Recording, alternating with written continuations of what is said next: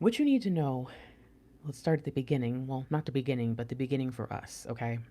Back in the 1980s, there was a very different spiritual shift that occurred.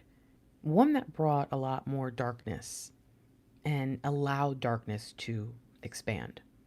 Now, there's a very specific event that some of you may have like vivid memory of, or in my case, I have a vivid memory of my mother and her vivid memory. But in 1986, the Challenger explosion interrupted the spiritual process of a lot of people. It had a massive effect on the generations.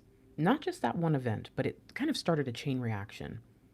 And basically, all the way until 2020, we were all being affected by this energy.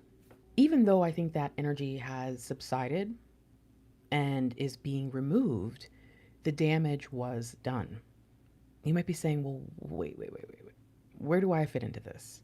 Well, the thing is, before us, this wave, the new wave, the when I think of the largest waves in history, there was another wave. And before them, there was another wave. And before them, there was another wave. Twin flames, or this idea of sacred partnership and however people interpret it, has been around for a very long time across different religions and groups and all that. There's nothing, new about that.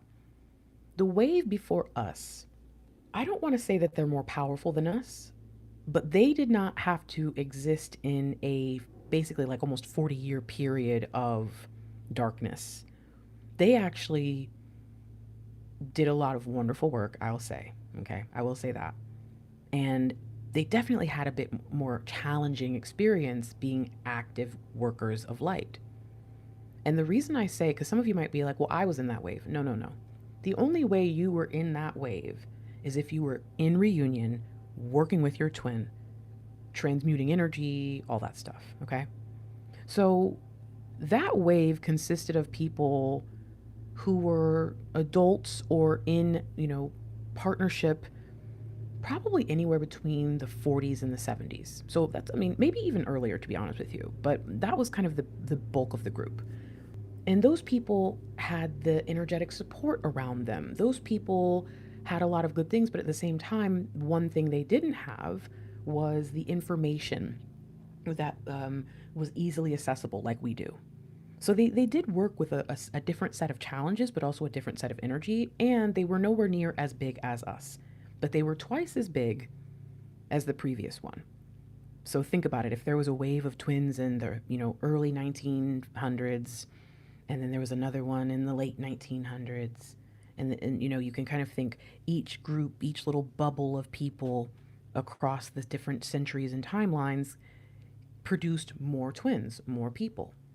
So we all came most likely from twins or were somehow related to, there are probably twin flames in your family somewhere, at least one somewhere, or well, I would say two, right? But blood related, you're probably related to at least one somewhere from that generation. And many of you right now in the moment can pin down that aunt or that uncle or even a parent, right? You know who that person was, but you also know that they were nowhere near as aware or, I would say, intentional as we are expected to be. So there's very clear distinctions between that old group that was not able to hold space long enough for the entirety of the globe to be able to fight off that darkness that came through in the 80s.